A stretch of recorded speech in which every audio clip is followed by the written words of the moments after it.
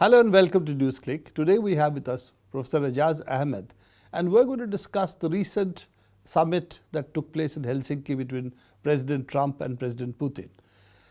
Ajaz, the summit has taken place in rather odd circumstances where the United States agencies have filed cases against 12 Russian intelligence officials, and this is the backdrop of Russia supposedly helping Trump win the elections within which this summit has taken place. Do you think that has adversely affected the summit? Let me respond directly to the question, the 12 Russian diplomats. And the timing was very interesting. 3 days before Helsinki, they do that. But the master stroke, Putin's master stroke during the press conference came exactly on that. He said there is a treaty between the United States and us for handling such matters. So Mr. Mueller can just send an official request to us and they can come in. Even a representative of Mr. Mueller can sit on that. And question and our people and so on. But we'll also, of course, ask for reciprocity and so on. so he said, let Mueller send me a request and I will let him interrogate these people anytime because we have a treaty. So far as that is concerned. So that's an interesting point. Reciprocity means, therefore, that they also get to examine what the evidence is supposed to be?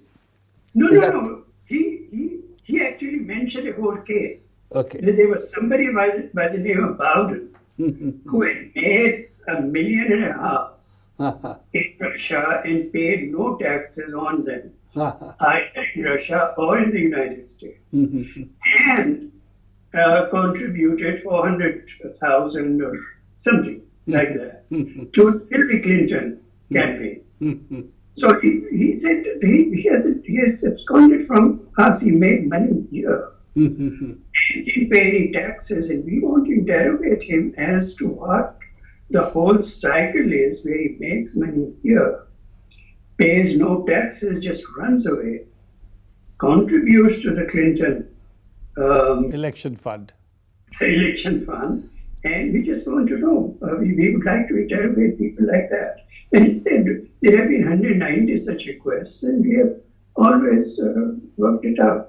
So Mr. Mueller can just send me a request. So far as that particular episode is concerned. Generally, my view of the summit is that things of that sort did not at all affect the summit. This thing of the whole of the US establishment, official and non-official, that is to say the whole media, and I must say, Praveen, that the liberal left in the United States refers to Putin exactly the way the most far-right people do. This whole language of dictator and thug and killer and this, that, and the other. It's a broad consensus on when it comes to talking to Putin. So this thing was held in defiance of all of that. I was saying to you, I think last time or the time before, that everything that Trump is doing is geared towards his re-election. All of this is addressed to his base. Therefore, look at the timing. It's beautiful. He goes to the G7, insults them all. Then he goes to NATO, insults them all, pay up. Then this is protection money, etc. Exactly what he was saying during his campaign. And immediately after that, he goes to Helsinki. And for the first time in his public life since the elections, he talks sense. which is quite strange. And no wonder the American official media is so upset. He was subdued. He read from a written Text. He was subdued, then asked questions. He took on the American media. The American media tried to make, they were briefed. You must not let them talk about substantive issues. You must focus on this and embarrass them. He just took them on, breaking all protocol on Russian soil. He denounced the American intelligence agencies, this, that, and the other. Now, the American establishment is jumping up and down. Brennan, who was the CIA chief under NSA chief, I think, under Obama, is saying that this is treason. This is treason. You know? Yes. And, I mean, the whole of the American media was trying to sabotage the actual discussion to focus on this. And they thought they were going to embarrass them. Ijaz, do you remember any time in history, yours and mine, yours longer than mine, that we have a scenario where there's such a consensus in the United States cutting across party lines that peace with Russia is not on the table, and any understanding on arms, any understanding on larger engagements, West Asia, any other place, is not to be discussed with the Russians. And these are two nuclear powers who have the capacity to destroy the globe a number of times. Do you remember such a scenario? I honestly cannot see this kind of consensus. Because as you say, my history is longer than yours. Just a little. What is new? When the USSR was alive and well, this sort of thing was going on all the time. They have to give us this, that, and the other. This is the framework. Otherwise, we won't talk to them, etc., etc. We must not talk to them. What is there to talk to these people, etc. This was going on.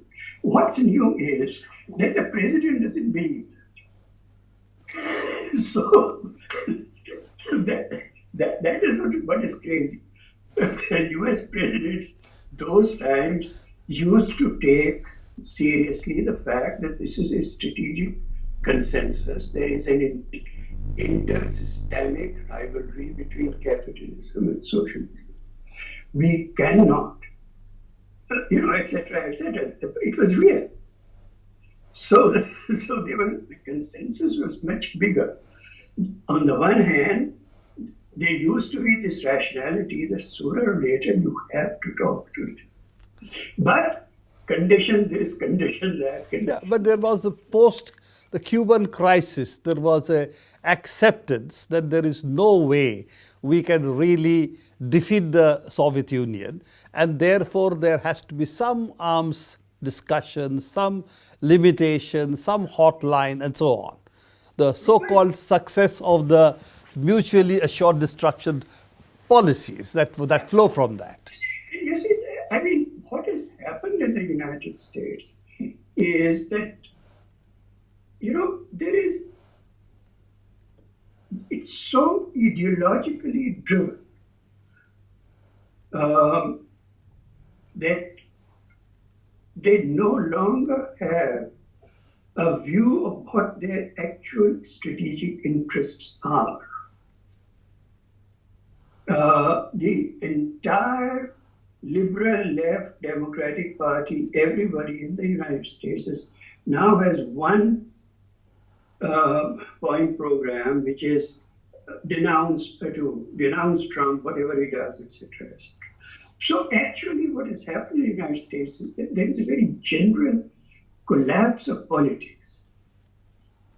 When the Soviet Union was there, United States actually had a very, very competent diplomatic, intelligence, political establishment, which knew how to behave, as you rightly said, after Cuban Missile Crisis, and After Khrushchev talked about the coexistence of two systems and so on, peaceful coexistence and so on, the Americans understood that in their direct thing there has to be, containment, this, that, and the other, but the hot wars would be fought on the peripheries, in the third world. That's right. There would be no war there. And so there were certain norms. But with NATO expansion to the east, the Baltic states, Poland, positioning of anti-ballistic missiles, this is really changing. You see, this is what I meant by saying that there were norms. When the President of the United States gives an undertaking, whether written or not, that NATO will not move 1 inch beyond its present boundaries towards Russia. And then you break that. So there are no norms. The earlier period, when the Soviet Union really was there, what happened with the collapse of the Soviet Union is that the arrogance of American power became uncontrolled. And now it has been uncontrolled for 25 years. And now it cannot perceive the fact that during this period, the balance of power is shifting in a way even more dramatic than when the Soviet Union was there. And this is the new reality which the US establishment is not willing to accept or recognize, and they think they can change it. Yes, because of this 25 years of, this arrogance of imperial sovereignty that they have exercised all over the world. With the fall of the Soviet Union, they no longer have that kind of government which understands that there are constraints if you remember beyond this, which you cannot go. Why the world has changed. The current strategic doctrine talks about revisionist powers, that China and Russia are revisionist powers, so that they're challenging our hegemony, and that's actually something which cannot be accepted. Praveen, I was reading some of Putin's speeches over the last 1 year. In one of them, he details what has been gained in Russia since he came to power. And then there are pages and pages of what has happened in terms of the improvement of the weapon systems in Russia, etc., and that there are now levels of cutting technology that Russia has that are far beyond what the United States has now. This is also interesting because that's with only a 10% of the defense budget that the US has. That's right, absolutely. And it is so interesting to be reading those speeches. Those speeches they remind you of the kind of speeches that Nehru and Nasser used to make about how to develop your country. Entire thing is about development. And the role of the state about this, that, or the other, but I won't go into all that. The point that I was trying to make is that at the point where Russia has arrived militarily, if this economic alliance between Russia and China becomes also a military alliance, then the fate of the United States is sealed. As a global hegemon. See, yes. So they're as close as that. And interestingly, both Brzezinski and Kissinger had warned that Russia and China should be kept apart. Kissinger saying at one point, we are tilting towards China today, but 25 years later, we might need to tilt to the other side. So that was his. I suspect that this particular summit has in its backdrop about perhaps half a dozen closed-door sessions between Trump and Kissinger. You know, Trump by himself, you think that Trump by himself could not have come to this realization? no, you see, I mean, for one thing, I know for a fact, it's a well-known fact that Trump has been having these closed-door meetings with Kissinger over the last 3 or 4 months. I think it's Kissinger's tutoring that, look, Europeans are vessels. You just have to tell them to shape up. And they'll follow. But Russia, you must not offend. You must make friends with Russia. There are major points of contention between Russia and China. You should not create a situation in which the two powers decide to set all of that aside and make far greater, closer alliance, etc. The point that you were making, to keep them apart. So this whole cultivation of Russia, and it is so dramatic to me, at least, after he went and insulted all his allies, both on the economic front and on the military front, and then going there and talking like a decent person who's come to see you because he has some problems to solve, sort of thing with Russia. It's very striking.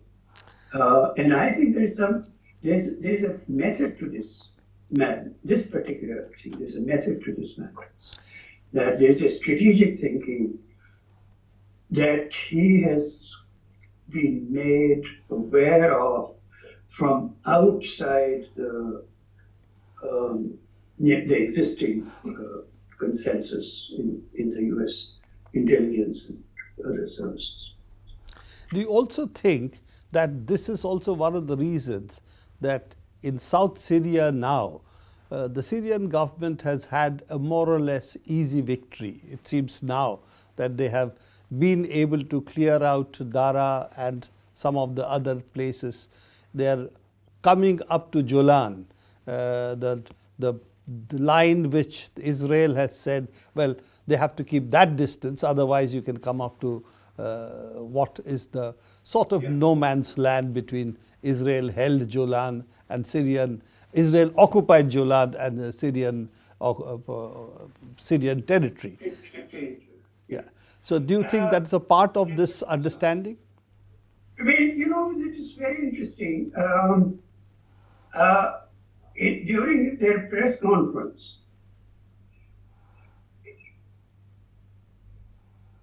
Trump talked very responsibly about the degree of cooperation there has been between the US and Russia in containment of IS.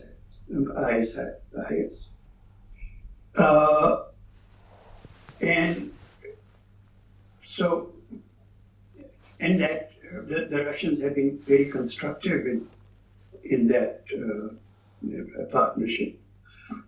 And then when it came to the question of Syria, it's very interesting.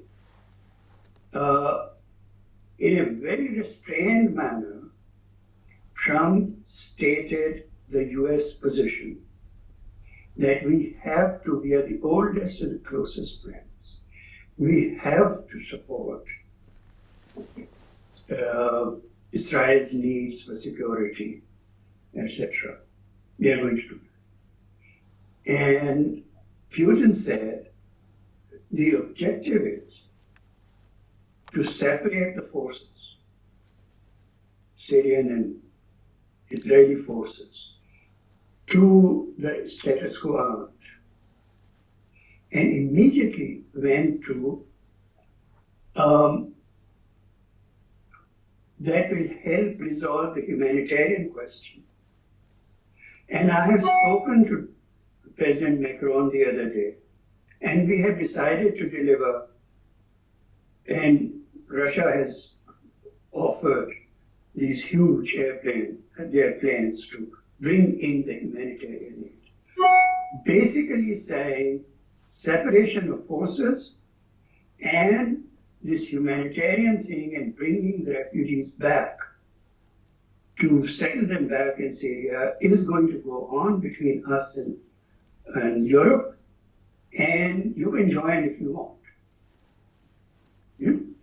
And Trump was completely restrained on all of that. This is a significant step in Syria. Yeah. Because And this is a very significant thing, that we want that separation, which is a polite way of saying that if you don't agree to it, we'll do it militarily.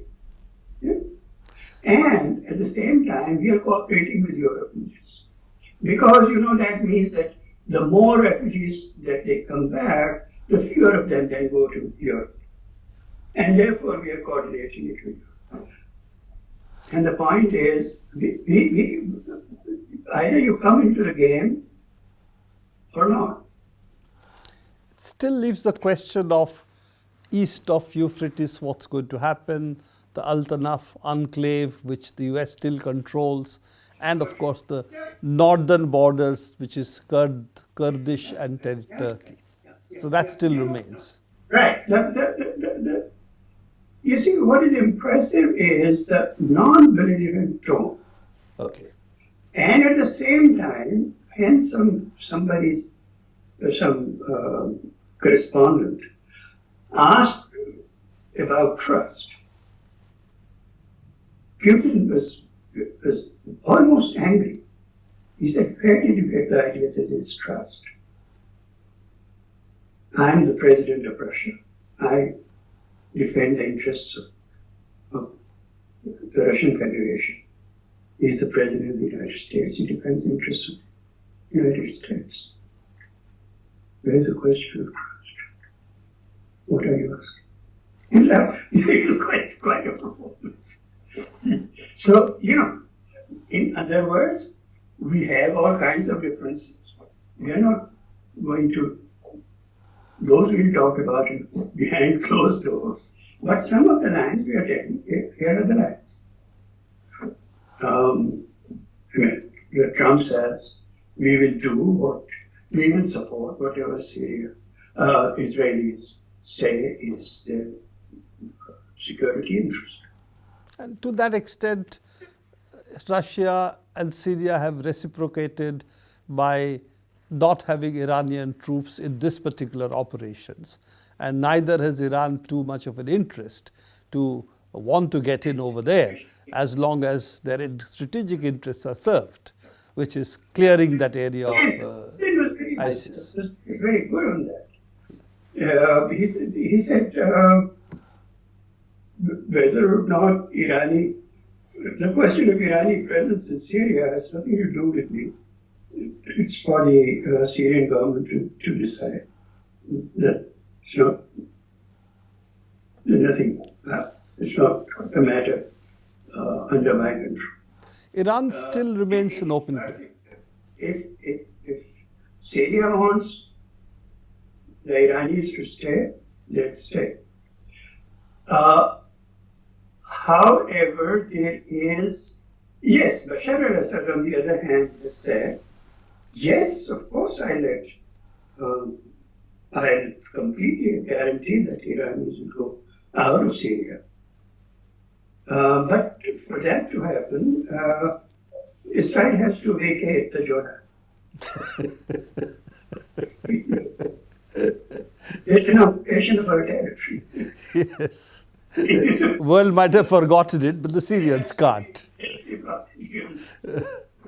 And the Iran situation still remains unresolved. The Iran sanctions, what Trump is doing on that doesn't seem to have been resolved in any way in this summit. No. That still remains there. Except that, again, what is important is not just the resolution, in my view, to me. I think what is very important is that in that press conference, which is the only thing I'm going by. Yes, of course. Because what the media says is just, that's not very good. Yet in news or interpretation, that news or interpretation has disappeared from the media. So there it was very interesting. both sides stated their position. In the way which is proper to such press conferences, to which, I mean, Trump has never observed those protocols. That's what's important here.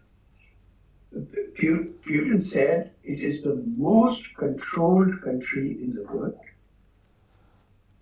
Its entire nuclear programs completely under control. And he used that phrase, the most controlled country in the world. And it was the best